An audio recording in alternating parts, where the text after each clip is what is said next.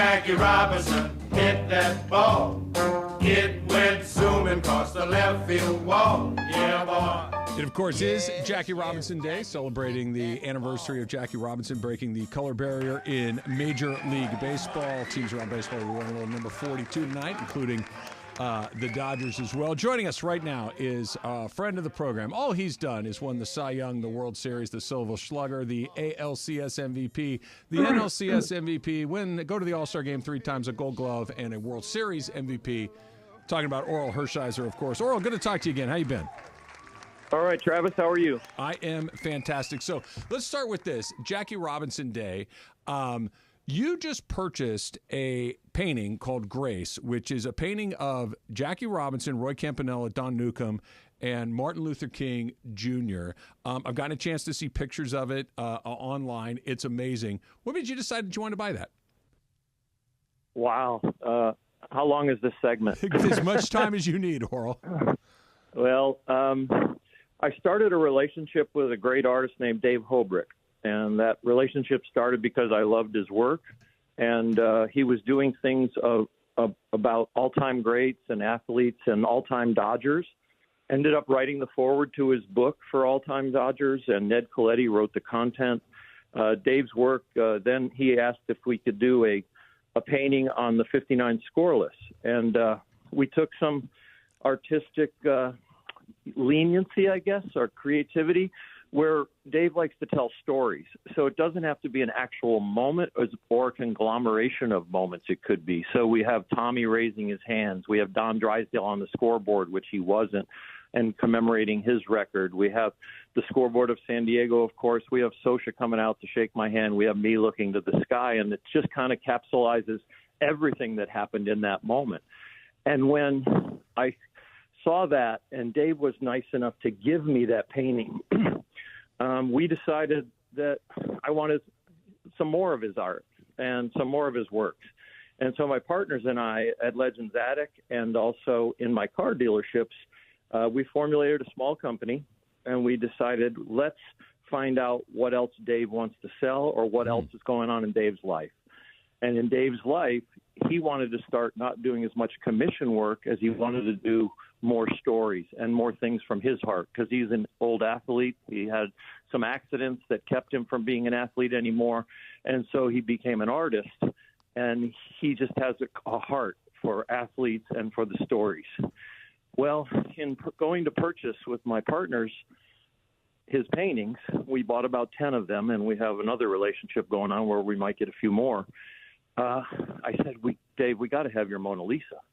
And he's like, what do you mean? I go, Grace is amazing. It's those four around the table praying before a meal in the midst of the civil rights movement, in the midst of Jackie, being at the forefront of this. Martin Luther, of course, at the forefront. Nuke having to live his life like this. Campy having to live his life through this.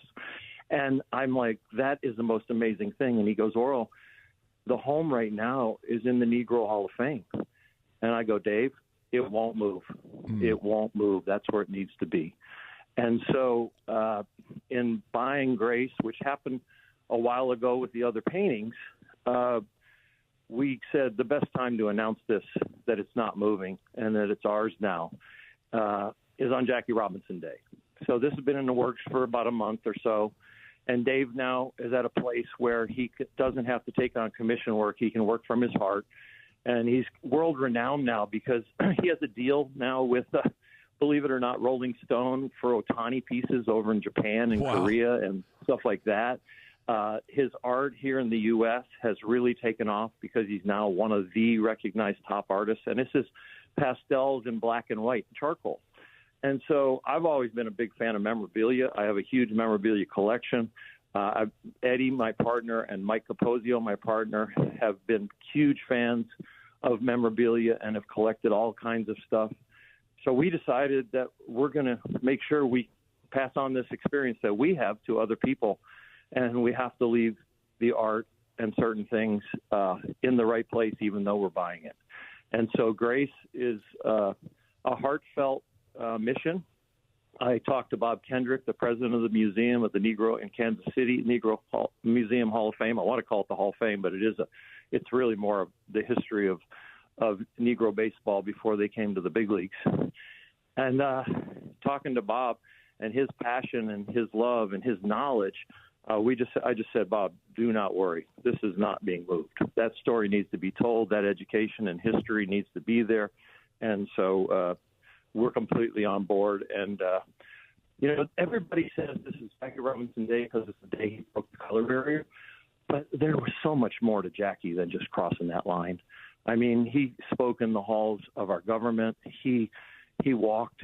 He sat in. He did all kinds of stuff. They stopped for gas one time when he was in the minors, and a 100-gallon tank on the bus, and the owner wouldn't let him use the bathroom, and he said, "Pull the gas, we're done." And then the owner, he acquiesced and said, $100 of gas for my gas station is a much bigger price than somebody going to the bathroom. And so Jackie was an activist, and he, in the day, don't take this word the wrong way, but he was radical. And he was at the forefront, and he wasn't afraid to speak his mind and to be there. And Branch Rickey said, Jackie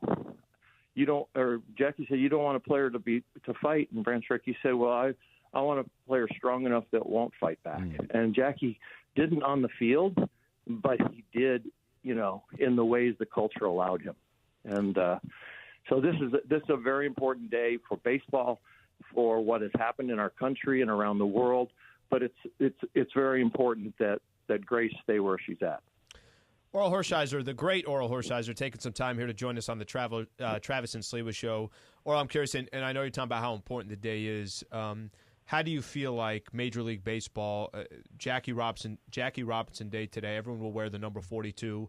How do you feel like Major League Baseball has properly represented this day? Are there some other things that you'd like to see, just out of curiosity, of how they've represented this day specifically? Yeah, I'm a novice at answering this question. I think we need to ask Black Americans and Black baseball players and others. My opinion could be my opinion, but I would hope that part of my opinion would be wrong, so I would be educated. I don't live in that place. I think Major League Baseball is doing their best within what they can do. I think always when we come to these days, things are evaluated and graded and percentages are put out about who's a manager, who's a general manager, what jobs they have, how they interview, did they get a fair shot. I just think that we just have to move towards changing a lot of people's hearts always, no matter what the topic. And it's always hard to legislate this, because you can create rules, but the rules don't guide people's hearts all the time. And I think we just need to expose what is going on and then always try and make it better. Oral Hershiser join us here on Trav and Slee. And Oral, obviously, the first couple of weeks, the few weeks of the season have been just wild for all of the reasons that we've talked about ad nauseum.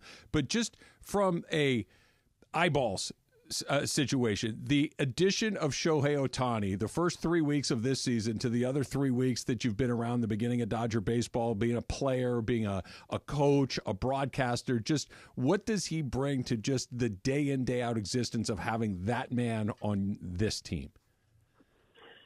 Well, I mean, it is Jackie Robinson Day, and I'm sure the teammates of the Dodgers are feeling a little bit like Jackie's been added to the club. The exposure, the intensity of every game, the fans' passion for every at bat, for what is going on, and it's like having Bruce Springsteen on your team. It's like having Billy Joel. If you're going to talk about the Beatles, it's Paul McCartney. I mean, this guy is a superstar, and his Q rating is off the charts, no matter what. The country of Japan watches. The jerseys that are sold are breaking all kinds of records within 48 hours of when he joined the team. I think we're very fortunate that the Angels had Mike Trout and then the rest of the team. The Dodgers have a lot of superstars and have high expectations for winning, where Shohei with the Angels maybe was a little bit more of let's go to watch Shohei, where with the Dodgers, it's like, let's go to watch Shohei and the Dodgers, or let's go to watch the Dodgers and Mookie and Freddie and Shohei and Will Smith and Max Muncy and Clayton Kershaw and, Tyler Glass now, and Walker Buehler's coming back. It's a huge story with the club. And it has changed the culture of the club, but it's probably what they've dealt with forever. And when Europe put that Dodger uniform on in this great city, I think the fun part, we might cross 4 million in attendance this year. It will be so much fun every night to continue to go to the ballpark and to watch these guys perform. And it's more than just Shohei, but it definitely is an event that he is more of an event now that he's on the club. Well, just on the baseball field, just looking at the team in general, they're 11-7 so far. Just finished a 3-game set against the Padres. Just your overall thoughts. What do you feel of? What do you like? What are you waiting to see more improvement on? What do you think of the squad so far?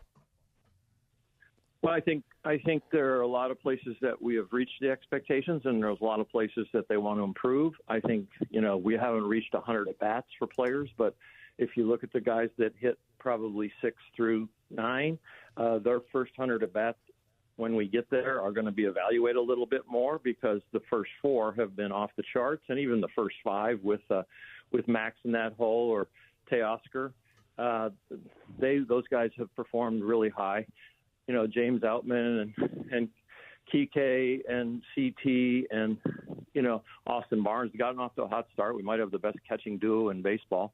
And I think the starting pitching has been there and stellar.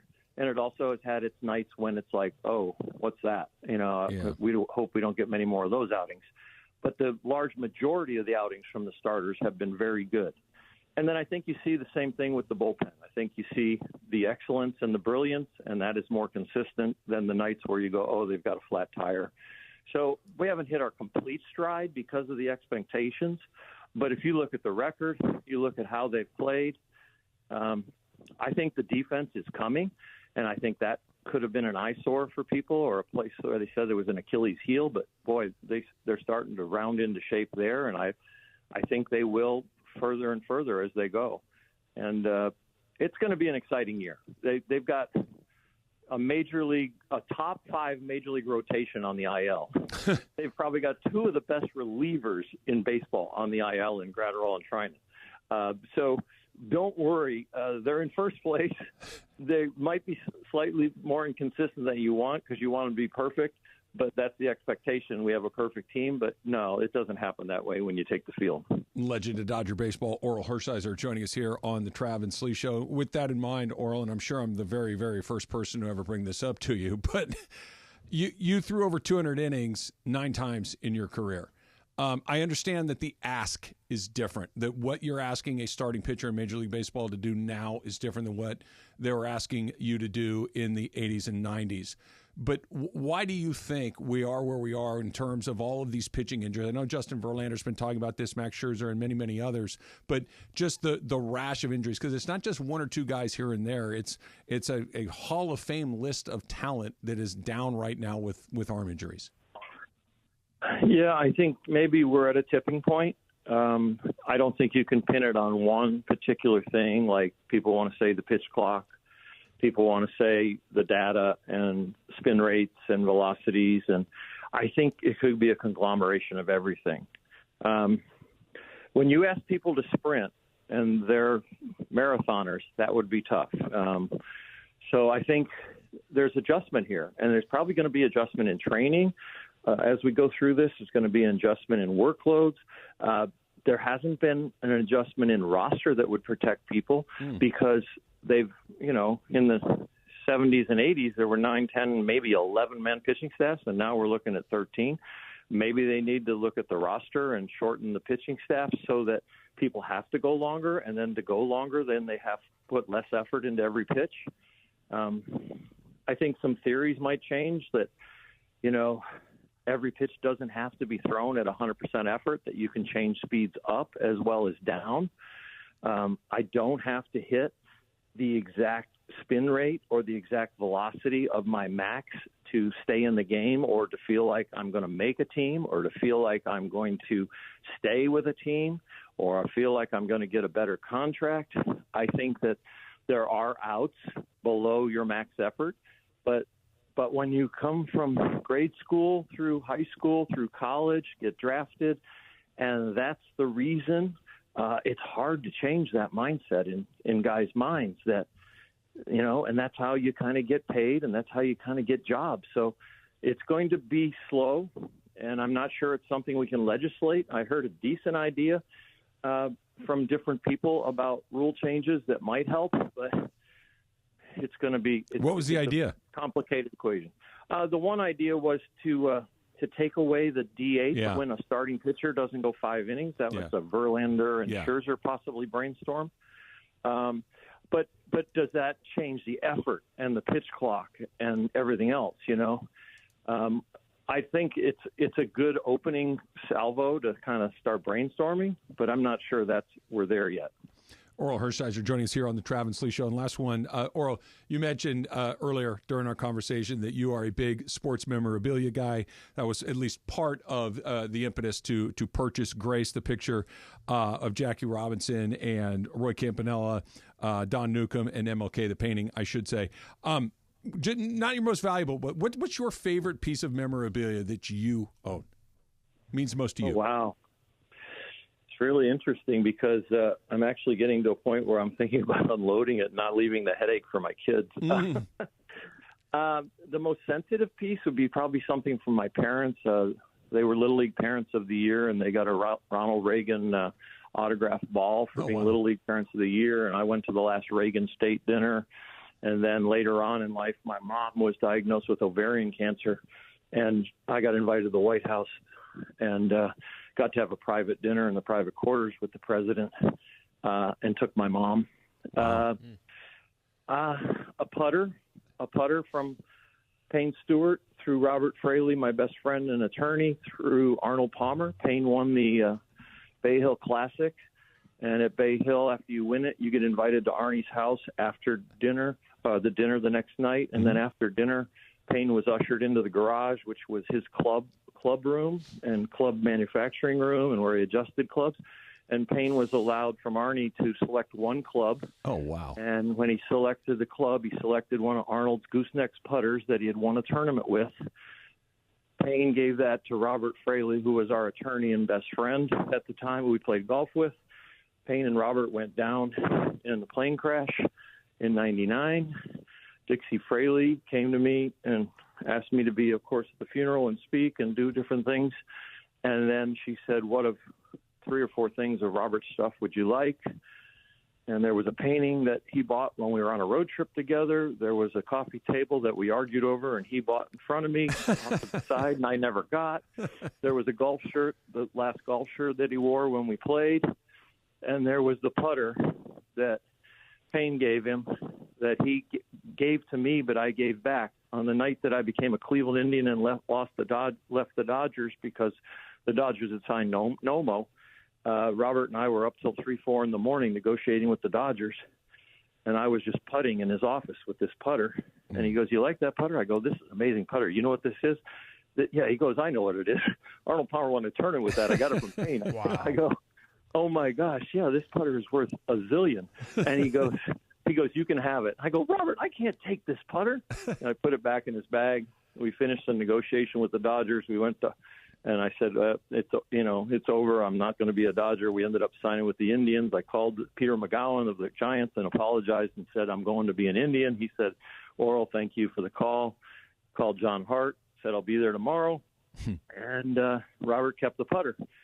When the plane went down, that was definitely one of the things when Dixie said, "What are Robert's stuff you want?" I said, Arnie, Payne, Robert's putter would be wonderful. That's a wonderful story. It is Jackie Robinson Day. We celebrated across Major League Baseball. Oral Hershiser joining us to talk about that and the painting of Grace. Roy Campanella, Jackie Robinson, of course, Don Newcombe, and MLK that continues to hang in the Negro Leagues Museum, Negro Leagues Hall of Fame in Kansas City. Oral, always love talking baseball with you. Thanks so much. Thank you, Oral. All right, Alan. All right. See you, Travis. You got it. I could talk to him all day long about a million different things. Great stories, too. Yeah, just fantastic. Let's talk